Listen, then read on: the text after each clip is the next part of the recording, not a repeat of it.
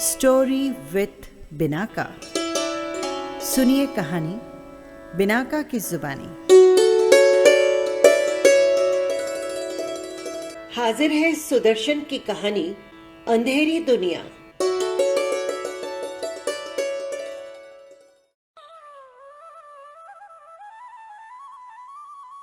मुझ में और तुम में बहुत भेद है। तुम सहस्त्रों दृश्य देखते हो, मैं केवल आवाजें सुनती हूँ।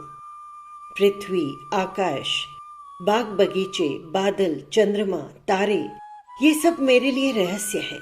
ऐसे रहस्य जो कभी नहीं खुलेंगे। पर्वत और खो में मेरे निकट एक ही भेद है, और वो ये कि पर्वत के ऊपर चढ़ते समय दम फूल जाता है और खोह में उतरते समय गिरने का भय लगा रहता है। जब लोग कहते हैं कि ये पर्वत कितना सुंदर है, वो खोह कैसी भयानक है, तब मैं इन दोनों के अर्थ नहीं समझ सकती। अपने मस्तिष्क पर आत्मा की पूरी शक्ति से जोर डालती हूँ, परंतु मस्तिष्क काम ही नहीं करता और मैं सटपटा कर रह जाती हूँ।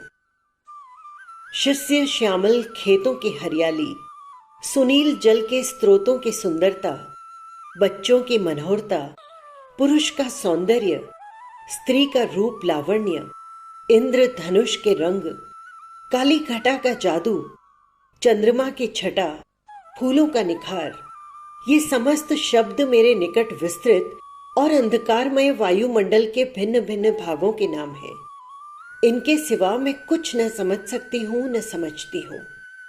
मैं अंधी हूँ। मेरा संसार एक अंधेरी लंबी यात्रा है और शब्द उसके पड़ाव है। जिस प्रकार कहते हैं कि समुद्र की तरंग उठती है और बैठ जाती है, उसी प्रकार मेरी इस अंधेरी दुनिया में अनेक शब्द उठते हैं और मर जाते हैं। मैं शब्दों को जानती हूँ, शब्दों को पहचानती हूँ और उन्हीं की सहायता से सौंदर्य, जीवन और आयु का अनुमान लगाती हूँ। जब मैं किसी बालक की तोतली बातें सुनती हूँ और जब मेरा हृदय उन्हें पसंद करता है, तो मैं समझ लेती हूँ कि सुंदरता इसी मीठी वाणी का नाम है। जब मैं किसी पुरुष को बातें करते पाती हूँ और उसकी बातों में मुझे वो वस्तु प्रतीत होती है जो कभी चंद्रमा की चांदनी में और कभी शीतकाल की धूप में प्रतीत होती है, तो मैं तुरंत जान लेती हूँ कि इसी को जवानी कहते हैं। और जब मैं किसी सुंदर और कांपती हुई आवाज को और उसके अंदर मर मर जाते हुए शब्दों को सुनती हूँ, तो मुझे विश्वास हो जाता है कि ये मनुष्य बूढ़ा है और शने शने अपने शब्दों की तरह कांप कांप कर खुद भी मर रहा है और थोड़े ही दिनों में अपने स्वर के समान स्वयं भी मर जाएगा।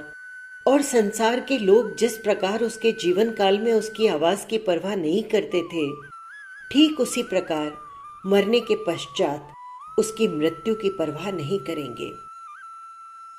इतना ही नहीं, मैं क्रोध और दुख, भय और आनंद, प्रेम और दया, आश्चर्य और विस्मय, सब भावों को शब्द से ही पहचान लेती हूँ। मैं अंधी हूँ, मेरे कान ही मेरी आंखें हैं। मैं पंजाबिन हूँ, परंतु मेरा नाम बंगालिनों का सा है। मैंने अपने सिवा किसी दूसरी पंजाबी लड़की का नाम रजनी नहीं सुना। मेरे पिता उपन्यासों के शौकीन हैं। सुना है दिन रात पढ़ते रहते हैं। उन्होंने बंगला का उपन्यास रजनी पढ़ा और फिर मुझे भी रजनी के नाम से पुकारने लगे। इसके पश्चात मेरा नाम यही प्रसिद्ध हो गया। मेरे पिता धनवान हैं, उन्हें रुपए पैसे की कमी नहीं, परंतु मेरी ओर से प्राय चिंतित रहते हैं। मैं भगवान के घर से आई, परंतु अभागिन बनकर। मेरे माता पिता मुझे देखते ही ठंडी सांस भरकर चुप हो जाते हैं और देर तक बैठे रहते हैं। मैं जान लेती थी कि इस समय मेरे संसार का अंधकार उनके हृदय के अंदर समा गया है और उनकी आंखों के आंसू उनके गालों पर बह रहे हैं। मैं उनका दुख दूर करना चाहती हूँ, परंतु मेरे किए से कुछ नहीं होता और मेरी बेबसी मेरे अंधे मुख पर गर्मी और लाली के रूप में प्रकट हो जाती है। मैं जवान हुई, तो मेरे माता पिता को चिंता बढ़ने लगी। पहले पहल तो मुझे उनकी चिंता का कारण मालूम न था, परंतु थोड़े ही दिनों में सब कुछ समझ गई। वो मेरे ब्याह के लिए चिंतित थे। सोचते थे, इस अंधी लड़की से कौन ब्याह करने को तैयार होगा। ये चिंता उन्हें अंदर ही अंदर खाई जाती थी। सदैव उदास रहते थे। मुझे अपने दुर्भाग्य का पहली बार अनुभव हुआ। इससे पहले मुझे ये कल्पना तक न थी कि विधाता ने मेरी आंखें छीनकर मुझ पर कोई अत्याचार किया है। मैं अपनी अंधेरी दुनिया में प्रसन्न थी, परंतु अब सोचती थी, क्या जो परमात्मा अंधा कर सकता है वो ये नहीं कर सकता कि अंधे कभी जवान ही न हो, उनका शरीर कभी बढ़े या फूले नहीं। यदि ये संभव हो जाए तो अंधे अपने जीवन की भयानकतर विपत्तियों से बच जाएं और उन्हें अपने दुर्भाग्य पर दुख और क्रोध प्रकट करने की कभी आवश्यकता ही प्रतीत न हो। मैंने अपने कमरे के दरवाजे बंद करके ये प्रार्थना पता नहीं कितनी बार की, परंतु उसे परमात्मा ने कभी स्वीकार न किया। यहां तक कि मैं परमात्मा और परमात्मा की दया दोनों से निराश हो गई और मुझे विश्वास हो गया कि परमात्मा नहीं है, और यदि है तो अत्याचारी, बेपरवाह और निष्ठुर है। परंतु अब ये विचार बदल गए हैं। मैं सुंदर थी। मेरा मुख, मेरा रंग, मेरा आकार सब मन को मोह लेने वाला था। ये मेरा नहीं, मेरी सहेलियों का विचार था। मैं केवल ये जानती थी कि मेरे स्वर में मिठास है। मैं अंधी हूं। अपनी तारीफ अपने मुख से करना अच्छा नहीं लगता, परंतु अपना स्वर सुनकर मैं कभी कभी स्वयं ही झूमने लग जाती हूं। सुना है कि हरिण अपनी कस्तूरी की सुगंध में प्रमत्त होकर उसे ढूंढता फिरता है। मैं भी अपने स्वर की सुंदरता पर, यदि उसे सुंदर कहा जा सकता हो, मोहित थी। मैं उसे छूना, हाथों से पकड़ना, हृदय से लगाना चाहती थी, परंतु ये मेरी मनोकामना कभी पूरी नहीं हो सकती थी। मैं सुंदर थी, मेरा स्वर मीठा था, परंतु अंधी सुंदरता को देखने वाला कोई न था। ये विचार मेरी अपेक्षा मेरे माता पिता के लिए अधिक दुखदायी था।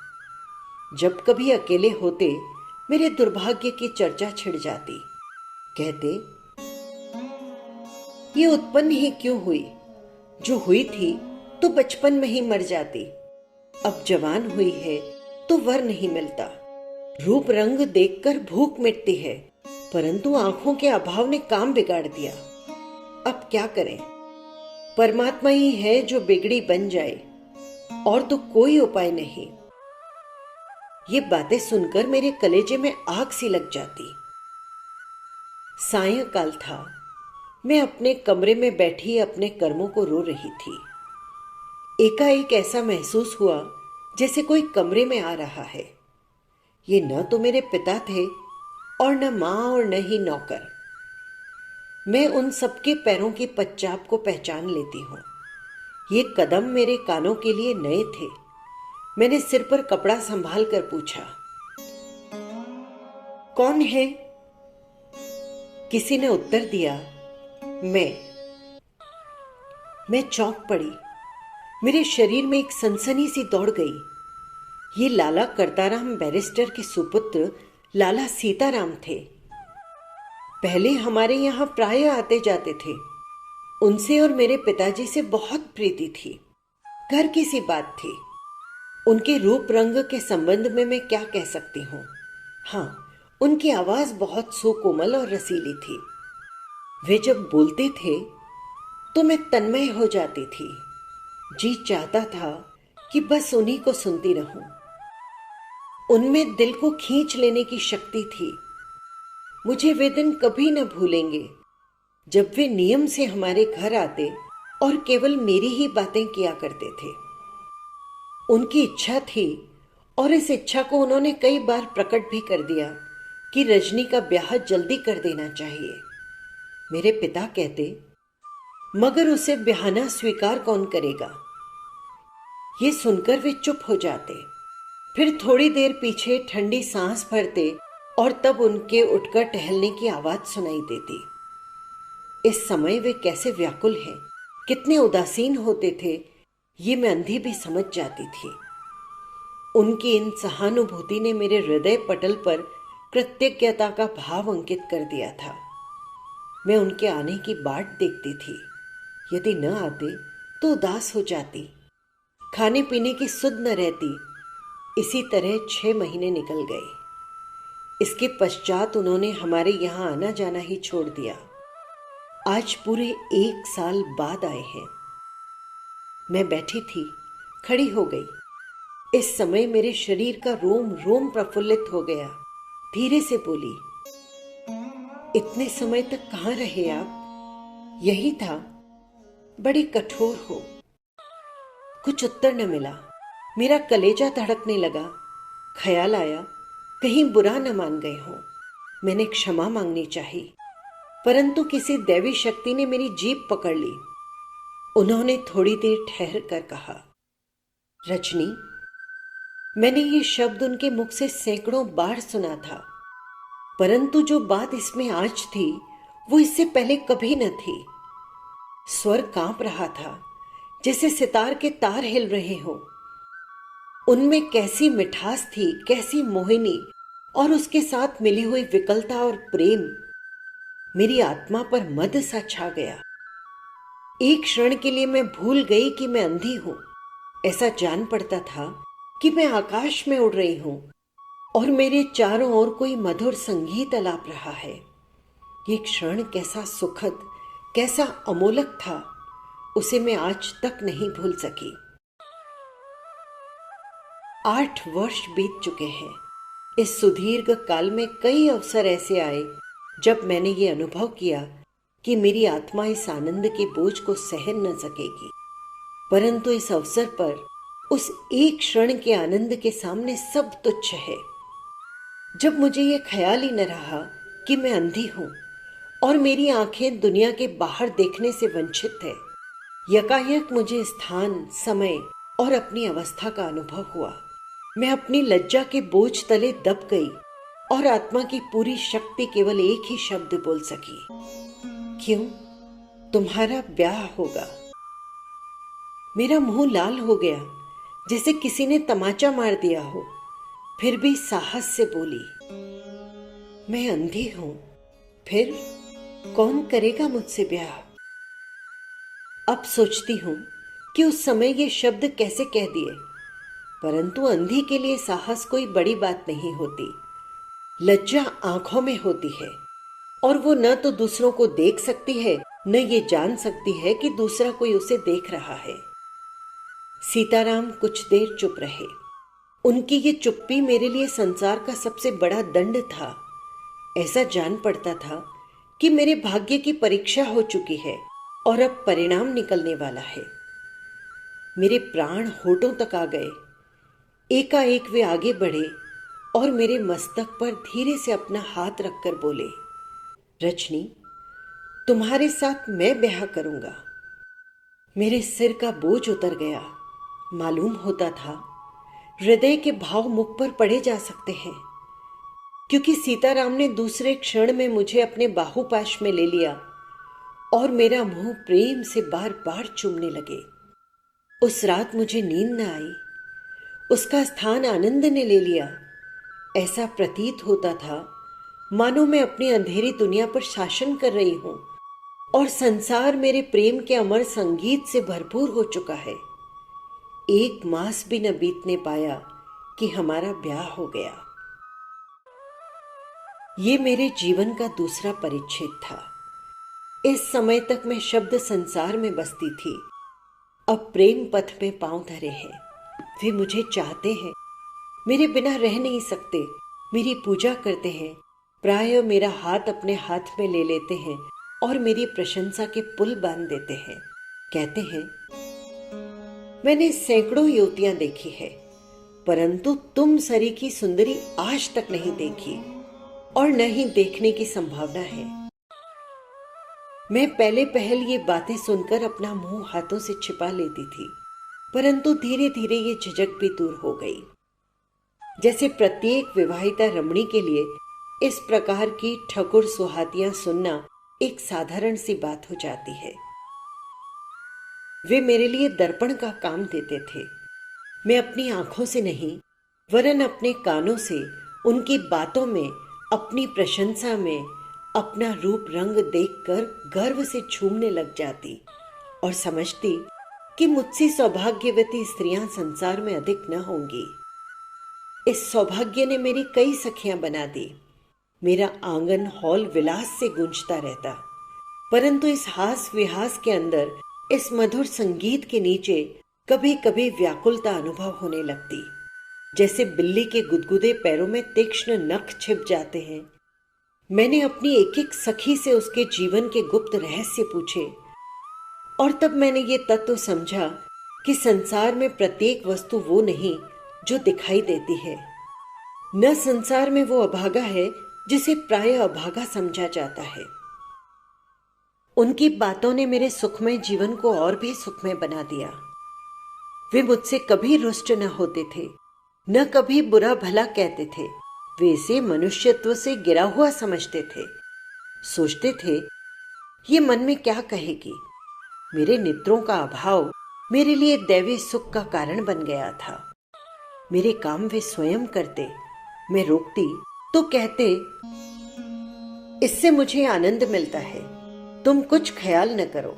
संसार की समस्त स्त्रियां अपने पतियों की सेवा करती है और एक पति यदि अपनी स्त्री का थोड़ा सा काम कर देगा तो संसार में प्रलय न आ जाएगा।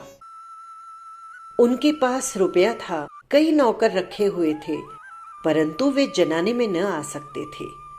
रोटी बनाने के लिए एक मिश्रानी थी, मेरा जी बहलाने के लिए एक और स्त्री, परंतु फिर भी कई काम ऐसे होते जो गृहिणियों को स्वयं करने पड़ते हैं। पर मैं अंधी थी, इसलिए मेरे काम वे स्वयं करते थे और उस समय ऐसे प्रसन्न होते थे जैसे बच्चे को बढ़िया खिलौना मिल गया हो। उनकी दिलजोइयों ने मुझे उनकी पुजारिन बना दिया। मैं उनकी पूजा करने लगी। सोचती थी, ऐसे मनुष्य भी संसार में थोड़े ही होंगे, उन्हें मेरी क्या परवाह है, चाहे तो मुझ जैसे बीसियों खरीद ले। ये उनके लिए कुछ भी कठिन नहीं था, परंतु फिर भी वे मुझे चाहते हैं मानो मैं किसी देश की राजकुमारी हूं। मैं पहले उनसे प्रेम करती थी, फिर उनकी पूजा करने लगी। प्रेम ने श्रद्धा का रूप धारण कर लिया। मेरा जीवन न था, सुखमय स्वप्न था, जो भय, अधीरता, अशांति और दुख से कभी नष्ट नहीं हुआ था। उनके प्रेम ने देवी त्रुटि पूरी कर दी। वो मेरी अंधकारमय सृष्टि के प्रदीप थे और उनकी बातचीत मेरे नीरस जीवन का सरस संगीत।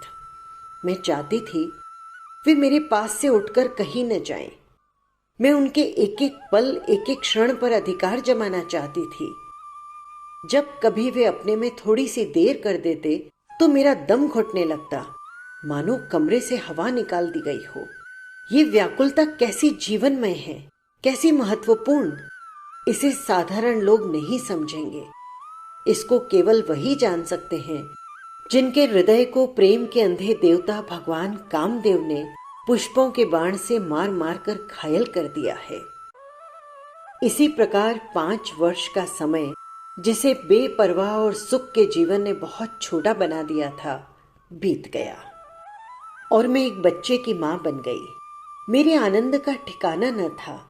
ये बच्चा मेरी और उनकी परस्पर प्रीति की जीवंत जागृत मूर्ति था, जिस पर हम दोनों जी जान से न्यौछावर थे। ये बच्चा, मैंने सुना कि बहुत सुंदर था। मेरी सखियां कहती थी, तुम रजनी रात्रि हो और तुम्हारा बेटा सूरज। इसका रूप मन को मोह लेता है, जो देखता है प्रसन्न हो जाता है। ये बातें सुनकर मैं फूली न समाती। हृदय में हर्ष की तरंगें उठने लगती, जिस तरह किसी ने बाजे पर हाथ रख दिया हो। फिर पूछती, इसकी आंखें कैसी है? तो वे उत्तर देती, अरे इसकी आंखें तो बड़ी बड़ी हैं, हिरन का बच्चा मालूम होता है। परमेश्वर ने मां की कसर बच्चे की आंखों में निकाल दी। स्त्री की कई स्थितियां हैं, वो बेटी है, बहन है, स्त्री है, परंतु जो प्रेम उसमें मां बनकर उत्पन्न होता है, उसकी उपमा इस नश्वर संसार में न मिलेगी। मुझे माता पिता से प्रेम था, पति पर श्रद्धा। उनको देखने के लिए मैं कभी कभी अधीर हो उठती थी, परंतु उस अधीरता की इस नई अधीरता के साथ तुलना न थी। जो अपने बच्चे का मुख चूमते समय, उसकी आंखों पर हाथ फेरते समय, उसे हृदय से लगाते समय मेरे नारी हृदय में उत्पन्न हो जाती थी। उस समय मैं घबरा कर खड़ी हो जाती और परमात्मा के विरुद्ध सैकड़ों शब्द मुंह से निकाल देती। मैं चाहती थी, नहीं बता सकती, कितना चाहती थी कि मेरी आंखें एक क्षण के लिए खुल जाए और मैं अपने बच्चे को एक नजर देख लूं, परंतु ये इच्छा पूरी न होती थी। मैं अपने दुर्भाग्य को अब अनुभव करने लगी। धीरे धीरे मेरी व्याकुलता ने उन्हें भी उदास कर दिया। जिस तरह एक घर में आग लग गई हो तो धुआं दूसरे घर में भी पहुंच जाता है, प्राय वे चिंतित रहने लगे। वे मेरे भावों को समझ गए थे। अब उनके स्वर में वो मनोहरता न थी, न शब्दों में वो सरसता थी। बातचीत के ढंग में भी अंतर आ गया था। बोलते बोलते चुप हो जाते। निसंदेह उस समय मेरे नेत्रों से अंधकार का पर्दा उठ जाता तो मैं उनके पलकों पर आंसुओं की बूंदों के सिवा और कुछ न देखती। एक दिन बाहर से आए तो घबराए हुए थे। आते ही बोले, रजनी जी, तुम कब अंधी हुई?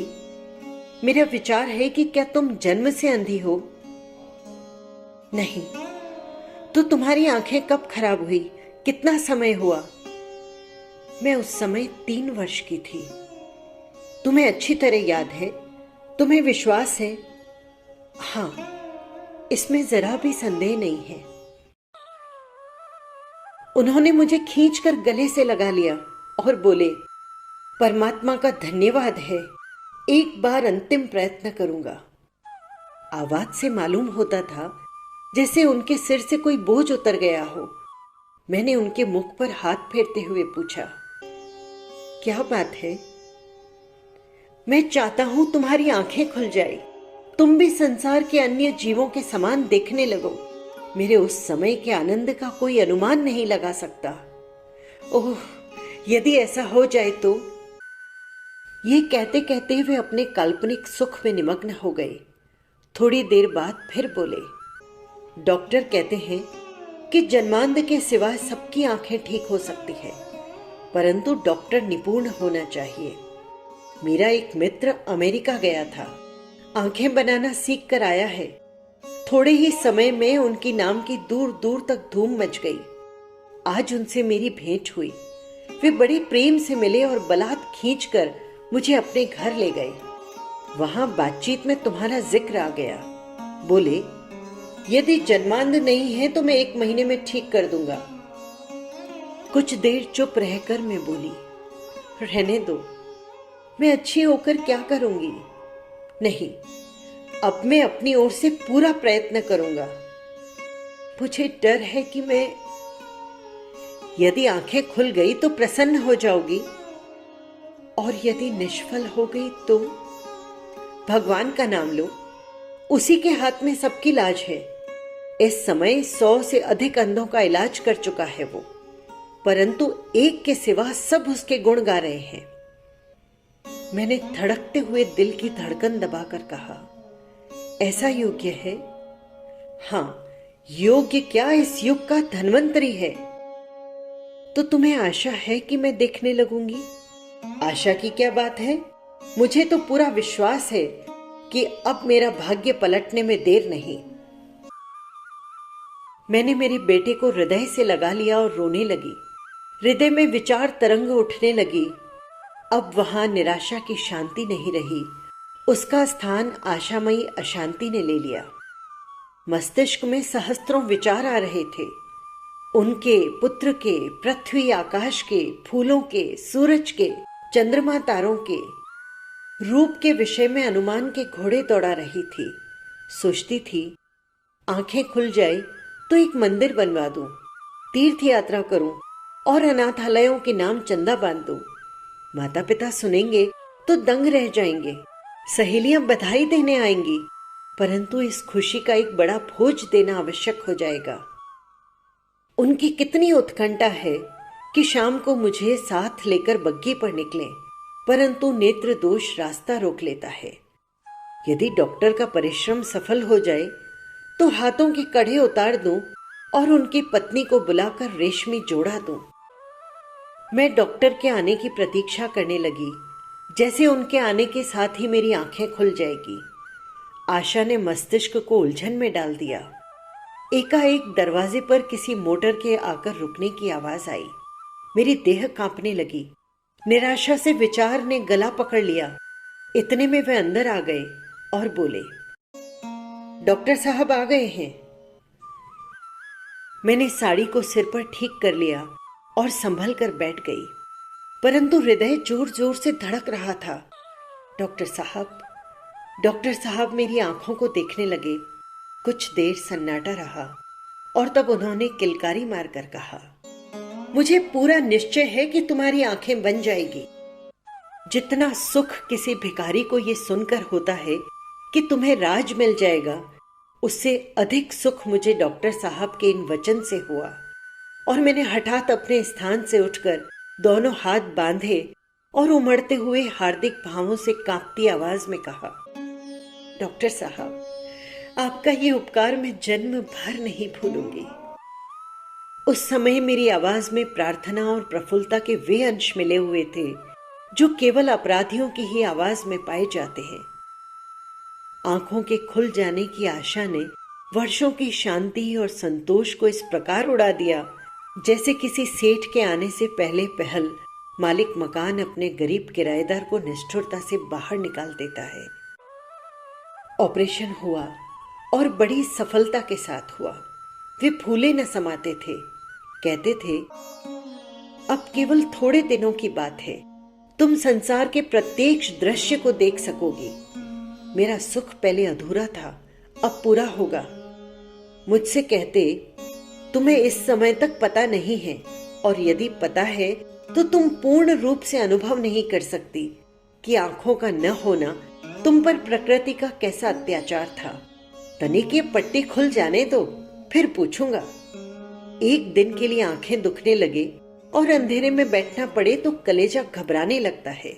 जी चाहता है दरवाजा तोड़कर बाहर निकल जाएं, परंतु तुम लगातार कई वर्षों से इसी अवस्था में हो।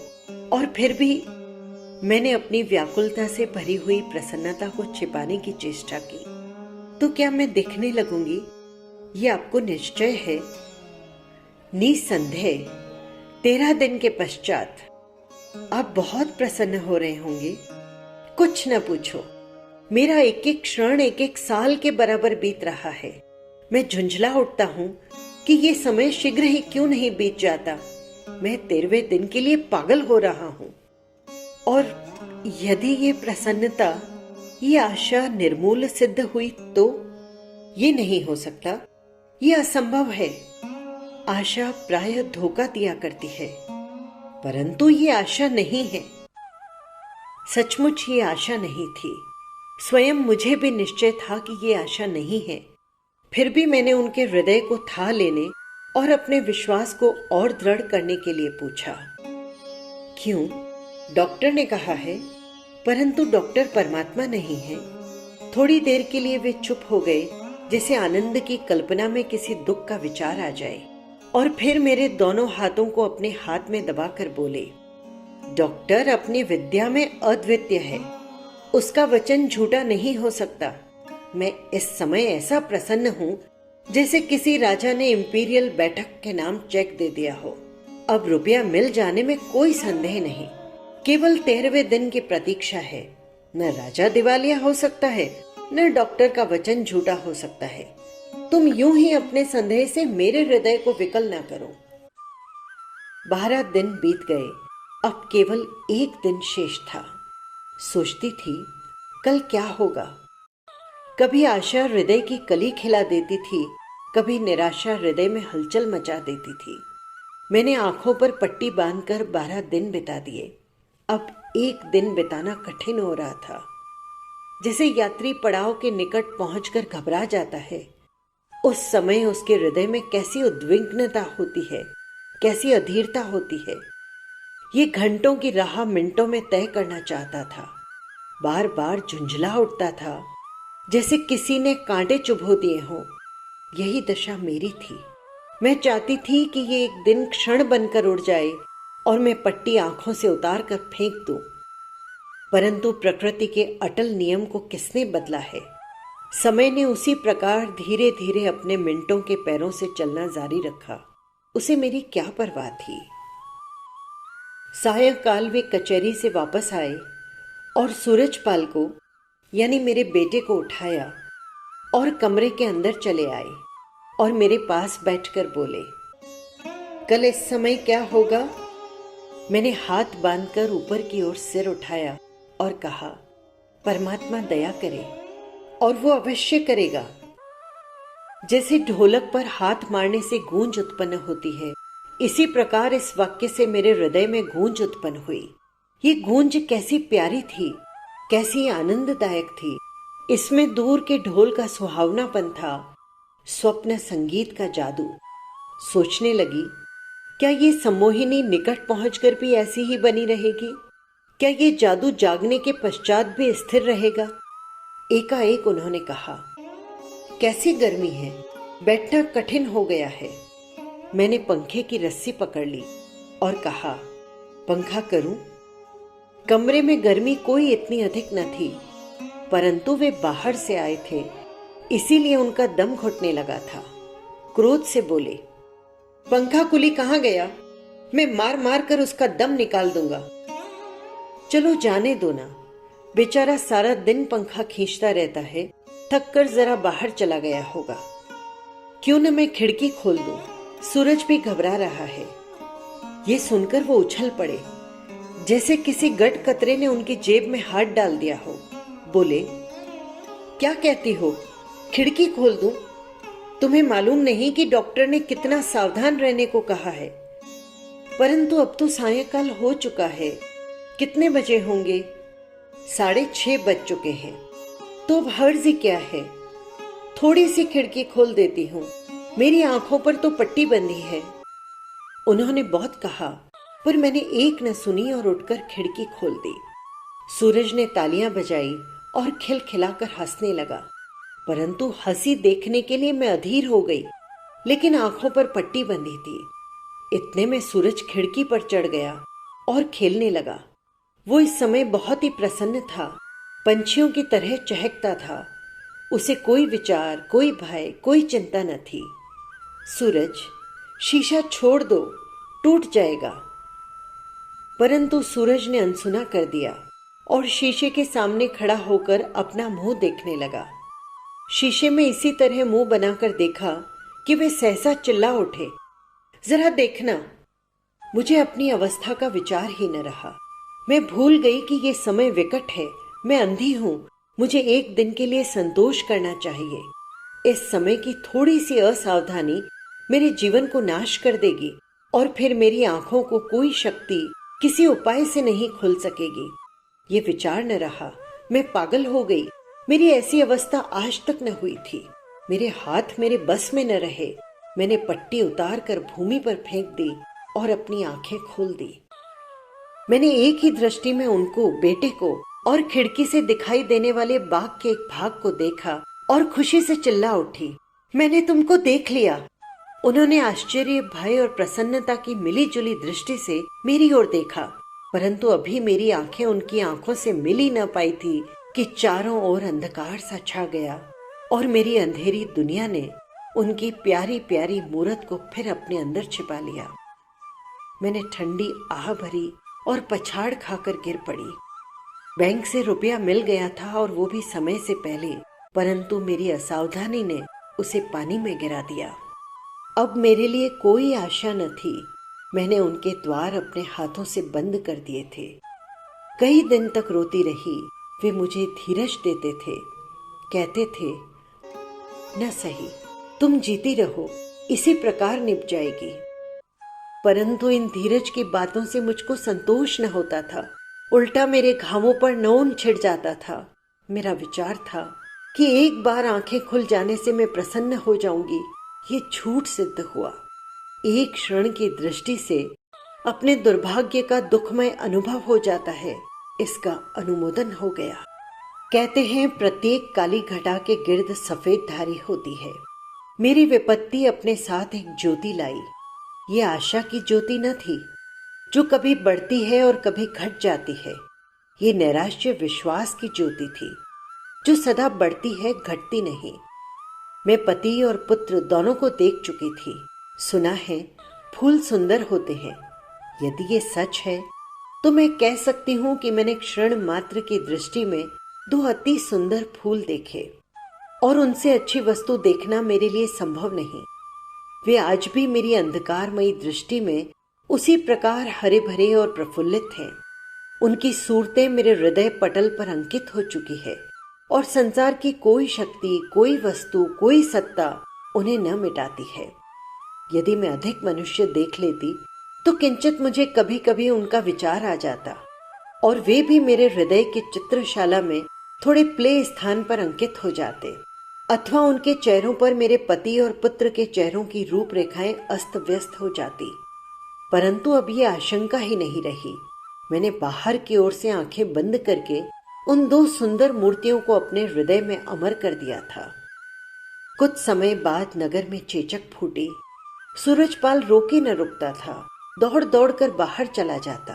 वे कहते थे, इसे बाहर न निकलने दो, ये मेरे जीवन का आधार है। यदि इसे कुछ हो गया तो मेरा जीवन नष्ट हो जाएगा। परंतु बच्चे के पैरों में जंजीर किसने डाली है? वो नौकरों की आंखें बचाकर निकल जाता और कई घंटों लड़कों के साथ खेलता रहता। अंत में उसे भी इस रोग ने पकड़ लिया। वे घबरा गए, जैसे उन पर विपत्ति का पहाड़ टूट पड़ा हो। दिन रात पास बैठे रहते। उन्होंने कचेरी जाना छोड़ दिया था। कहते थे, परमात्मा करे मैं इस मुकदमे में जीत जाऊं। मैं कुछ नहीं चाहता, बस मेरा बच्चा बच जाए। जिस प्रकार हिरन अपने बच्चे को बचाने के लिए स्वयं अपने आप को मृत्यु के मुंह में दे देता है, उसी प्रकार उन्होंने सूरजपाल की खातिर अपना जीवन खतरे में डाल दिया। हर समय उसके साथ लेटे रहते। परिणाम ये हुआ कि सूरजपाल की सेवा करते करते आप भी बीमार हो गए। अब मेरे व्याकुल हृदय में तूफान उठने लगा।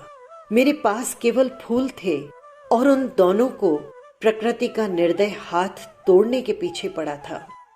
परंतु मैंने अपनी जान लड़ा दी और जैसे कि मुझे दिखाई देता हो, दिन रात उनकी सेवा में मैंने एक कर दिया और परमात्मा ने मुझ अबला के परिश्रम को सफल किया। दोनों निरोग हो गए। मेरे आनंद का ठिकाना न रहा। आनंद में उछलती फिरती थी जैसे किसी को डूबा हुआ धन मिल जाए। उन्होंने कृतज्ञता के भाव से मेरा हाथ अपने निर्बल हाथों में ले लिया और धीरे से कहा, तुमने हमें मृत्यु के मुख से खींचा है। नहीं तो मैंने उनके मुंह पर हाथ रख दिया और कहा, बस इसके आगे एक शब्द न कहो। मेरे कान ये सुनने की शक्ति नहीं रखते। वे चुप हो गए। परंतु थोड़ी देर के बाद मुझे मालूम हुआ कि वे रो रहे हैं। मेरे हाथ पर पानी की 2 गर्म बूंदें टपकी। क्यों रोते क्यों हो? अब तो कोई खतरा नहीं है ना? ये सुनकर वो सिसकियां भर भर कर रोने लगे। मैं उनके गले से लिपट गई, जिस प्रकार सूरजपाल मेरे गले से लिपट जाया करता था। मैंने पूछा, तुम बताओ, तुम क्यों रो रहे हो? मेरा कलेजा फट जाएगा। उन्होंने उत्तर देने की चेष्टा की, परंतु उनके प्रत्येक शब्द को उनकी लगातार सिसकियों ने इस प्रकार निगल लिया जिस प्रकार किसी अंधी लड़की को नेत्र कल्पनाओं की व्याकुलता निगल जाती है। वे रो रहे थे।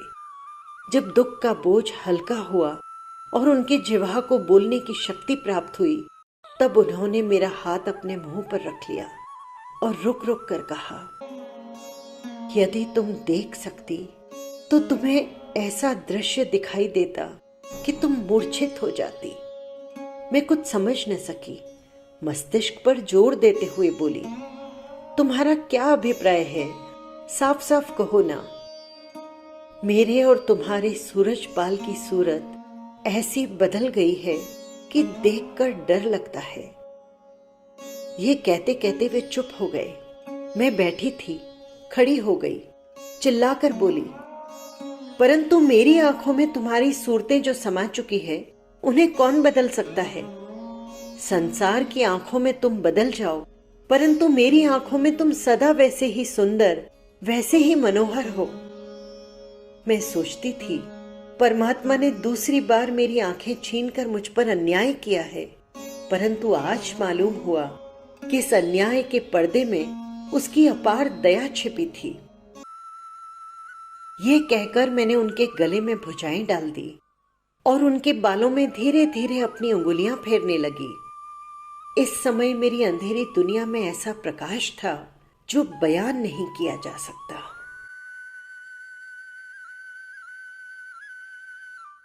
बस यही थी कहानी। आपको कैसी लगी कमेंट बॉक्स में जरूर लिखिएगा।